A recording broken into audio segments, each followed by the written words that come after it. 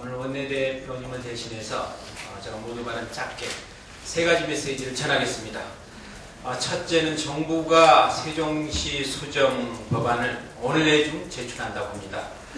국회에 오려면 20일 정도 숙려 기간이 필요하기 때문에 본격적으로 국회 논의는 아마 4월 12일 이후에나 가능할 것으로 보여집니다.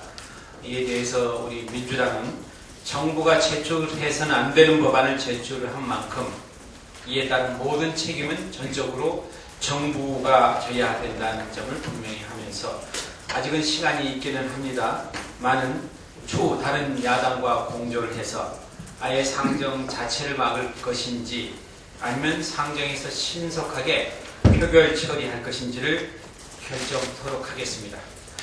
둘째, 민주당을 비롯한 민주노동당, 진보신당 등 야당은 방문진의 김우령 이사장이 너무나 구체적이고 명백한 사실을 발언했기 때문에 MBC 사장 선임과 관련해서 이 문제는 국정조사가 반드시 필요하다. 그래서 국정조사를 하기로 했습니다. 이 문제는 여야의 문제가 아니라 언론의 자유를 근본적으로 침해하는, 그래서 민주주의와 법치주의를 해치는 행위라고 보여지기 때문에 한 개인의 사태로 끝날 문제는 아니다. 오늘 당장 국정조사 요구는 물론이고 우리 민주당은 MBC 사장 선임과 관련한 특위를 가동키로 했습니다.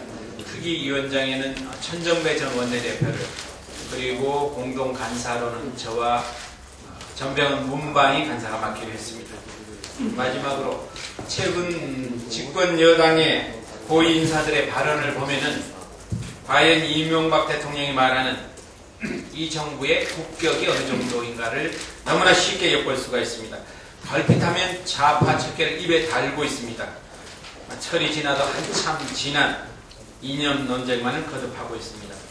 급기야는 우리 헌법 20조 2항이 규정한 종교와 정치는 분리된다라는 종교 분리의 원칙을 침해하는, 의심케 하는 일이 발생하고 말았습니다. 과연 이명박 정부와 한나라당이 헌법을 수호하고 이 나라의 민주주의와 법치주의를 지켜나갈 수 있는 능력이 있는 정부인지 아니면 소위 말하는 조인트 정부인지를 6월 2일 날 국민들이 심판해 줄 것으로 확신합니다. 다음은 우리 정책위 의장도 오늘 일정이 좀 바쁜 일정이 있어서 우리 변재일 수석께서 대신 말씀이 있겠습니다. 예. 그 한명숙 전 국무총리 재판과 관련해서 한 말씀 드리겠습니다. 한명숙 전 총리에 대한 재판이 검찰에 불리하게 돌아가자 검찰은 재판 중인 증인을 우의정 혐의로 몰아서 강압 수사를 장애하고 있습니다. 검찰은 윤모 씨가 한 전 총리 측과 접촉한 후에 검찰 조사 내용과 법정 기술이 달라져서 우의정 협의를 확인하기 위해서 소환 조사하고 있다, 이렇게 말하고 있습니다만은 윤 씨를 의중 혐의로 조사하는 것은 명백히 정인 압박력 수사라고 아니할 수 없습니다. 무엇보다도 참고인은 형사소송법상 소환에 불응하거나 출석 일정을 조정할 수 있는데 본인 의사를 무시하고 조사를 시행했습니다. 그리고 검찰 조사 내용과 법정 진술이 다르다는 주장과 관련해서는 검찰 조사는 통상적인 경호 절차를 묻는 질문이었고 내실로 가는 경우가 있느냐 등 유도성 질문이었을 뿐이다. 이런 점을 지적하지 않을 수가 없습니다. 한 전 총리 측과 접촉했다는 것을 검찰이 문제 삼고 있습니다만은 윤 씨는 쌍방 증인이기 때문에 한 전 총리 측과도 접촉하는 것이 당연합니다. 그리고 증언을 마친 증인을 검찰이 소환 조사한 내용은 유죄의 증거로 쓸 수 없다는 대법원 판례가 있음에도 불구하고 검찰이 소환 조사를 하는 것은 증거 불충분을 검찰 스스로가 인정하는 것이 아니냐, 이렇게 볼 수밖에 없습니다. 결국 검찰 조사의 목적은 윤 씨를 압박해서 현장 검증과 재판 과정에 영향을 주려는 것으로밖에 볼 수 없습니다.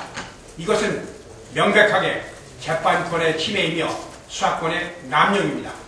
민주당은 검찰의 수사권 남용을 국회 특위에서 집중적으로 따져나갈 계획입니다. 김영진 의원입니다. 한나라당의 안상수 원내대표의 색깔 논쟁이 도를 넘고 있습니다.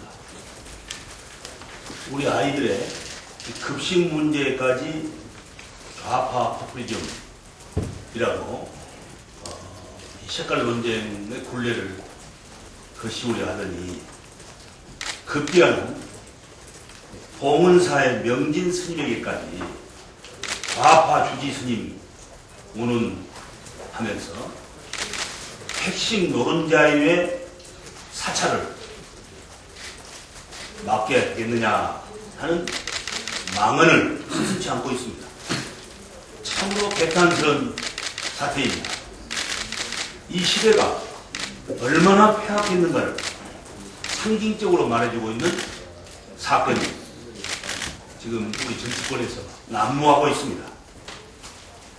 저는 이 기독교의 장로입니다만 이 성직자에게까지 좌파의 굴레를 서슴없이 덧씌우려고 하는 이런 한나라당과 안상수 원내대표는 나는 명진 스님이 누구인지도 모른다, 이런 거짓말을 계속하고 있습니다. 한나라당과 안상수 원내대표는 이런 터무니없는 거짓말, 색깔 논쟁을 당장 그만둬야 합니다. 대호각성하고 국민에게 사죄할 것을 격분된 심정을 경고하는 바입니다. 이상입니다. 그래서 이석현 의원.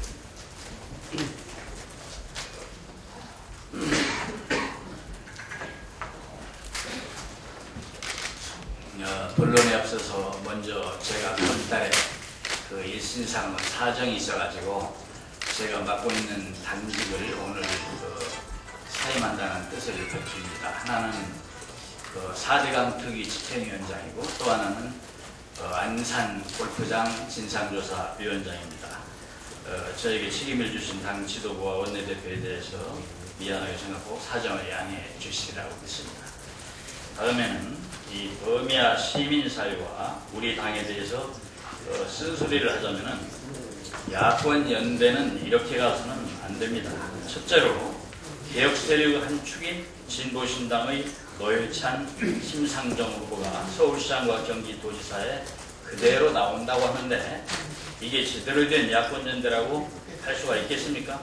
또 둘째로 경기도지사에 국참당 후보가 버젓이 나온다고 하고 민주당 후보와 경합 중인데 서울 경기에서 민주당이 기초단체장을 어떻게 양보할 수가 있겠습니까? 실제로 양보를 한다 해도 상대방 측에 뚜렷한 유력한 후보가 있을 때 검토할 수 있는 것인데 경기도의 모 구역에서는 타당히 후보가 없어가지고 우리가 양보하기로 잠정안에 나왔던 구역에 다른 당의 후보가 없어서 이제사 변호사도 만나고 치과의사도 만나면서 연대 후보 오기로 했으니까 나와달라고 후보 구하러 다닌다고 그럽니다. 또 서울의 어느 구역은 불과 2년 전까지 한나라당 하던 무명 인사를 위해서 어떻게 당선 가능성 높은 우리 구청장 후보를 양보할 수 있냐고 항변하고 있습니다. 넷째로 이런 중요한 일은 우리 당의 당 지도부가 충분한 당내 소통과 의견 수렴, 해당 지역 국회의원은 물론이고 당내 의견 수렴을 위한 노력이 있어야 합니다. 끝으로 야권 연대 협상은 정말 어려운 것이기 때문에 좀 더 책임있는 당 지도부의 최고위원 중에서 정치 경험이 많은 분이 이 부분을 책임자로 맡아서 간 협상을 하도록 하는 것이 맞다 이렇게 생각합니다. 이상입니다.